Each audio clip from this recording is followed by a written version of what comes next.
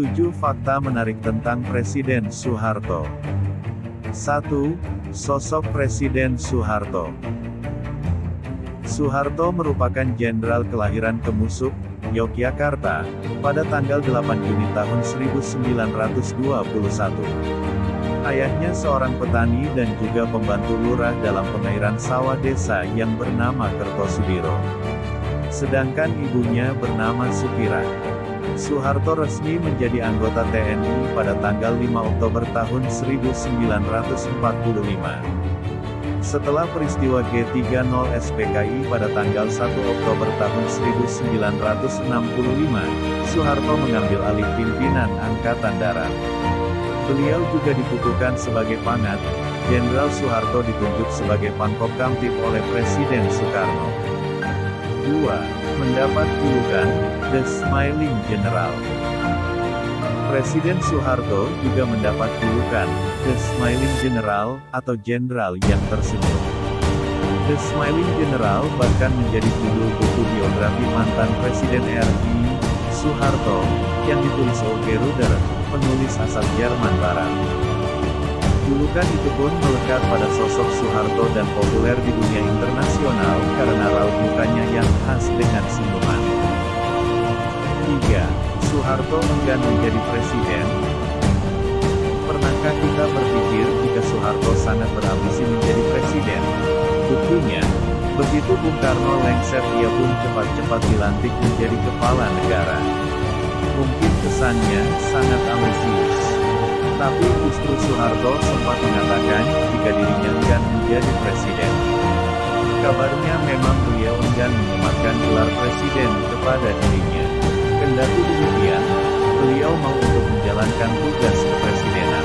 Alasannya sendiri karena jika menjadi presiden kesannya seperti mendepak Bung Karno, dan rakyat akan mengutuk. Soeharto tetap dengan prinsipnya, hingga pada akhirnya ia ditempatkan pada posisi harus menjadi presiden. Kemudian beliau akhirnya dilantik menjadi presiden kedua RI.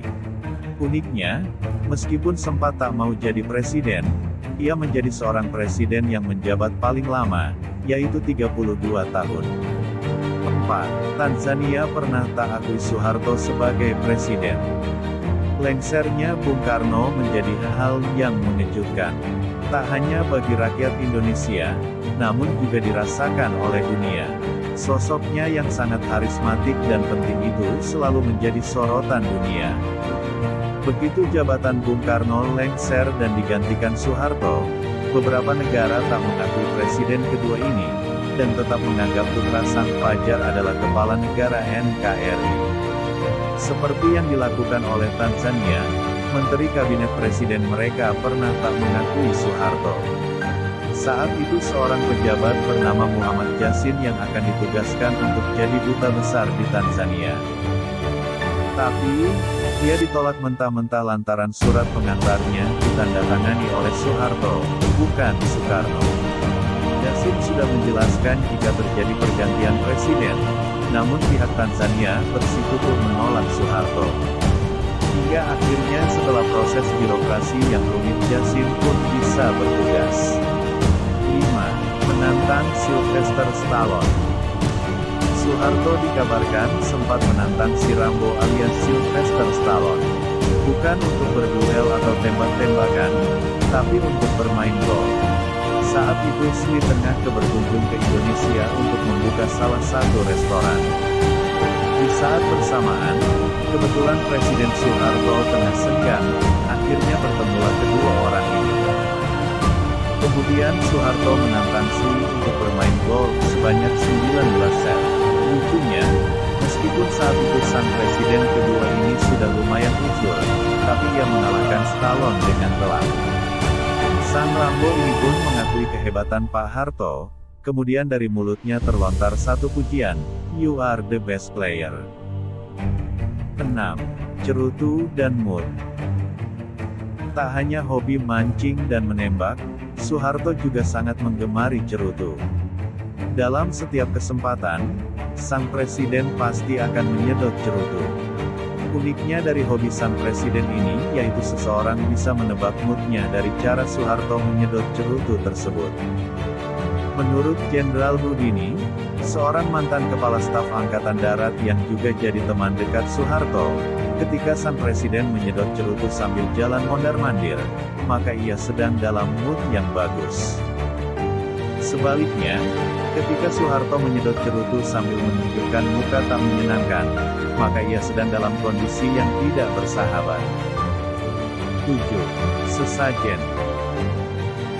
Soeharto dikenal sangat kejawen. Hal ini memang masuk akal mengingat beliau lahir di keluarga Jawa yang benar-benar sangat kental. Terlebih Ibu Tien yang masih keluarga jauh keraton.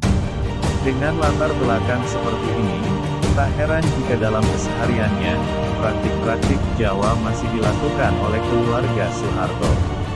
Salah satunya yaitu memasang sesajen untuk hal-hal tertentu. Seperti yang dilakukan oleh Ibu Tien ketika tak mendapati kabar dari suaminya selama beberapa waktu. Ibu Tien dengan sigap langsung memasang sesajen agar bisa segera mendapatkan kabar baik dari sang suami. Ketika itu, Prabowo Sutejo, adik Soeharto yang disuruh Ibu Tien untuk membeli bahan-bahannya, termasuk sebuah nasi kebuli yang gagal didapatkan. Uniknya, tak sampai sesajen dipasang lengkap, ajudan Soeharto pun datang dan memberi kabar. Soeharto menghilang saat itu karena tengah mengurus soal strategi penumpasan PKI. Itulah 7 fakta menarik dari Presiden kedua Indonesia. Terima kasih telah menonton video ini.